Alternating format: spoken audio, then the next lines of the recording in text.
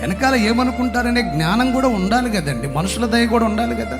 నోరుందని పెద్ద పెద్దగా మాట్లాడుతావు. నీ మాటలు వినేవారిలో నేను తృణీకరించకుండా చూసుకో, నీ మాటల్లో లోపం లేకుండా చూసుకోమని అపోస్తుడైన పౌలు తిమోతికి హెచ్చరిక చేస్తున్నాడు. నీ ద్వారా, నీ మాట ద్వారా ఎవరు నిన్ను విమర్శించకుండా ఉండునట్లు యవన కాలములో ఉన్నావు జాగ్రత్త అని పౌలు గారు తిమోతికి హెచ్చరిక చేస్తున్నాడు. స్తోత్రం. మాటల యందైనా ఏ లోపం లేకుండా చూసుకో.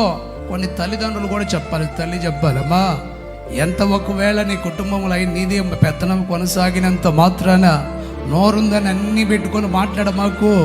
నిన్ను గమనించే వాళ్ళు ఉంటారు, వాళ్ళ నోట శాపగ్రస్తమైన మాటలు రాకుండా ఉండాలంటే ఏముండాలి? నేను చూస్తే అబ్బా ఇలాంటి కోడలు రావాలిరా బాబు మా ఇంటి అనాలి.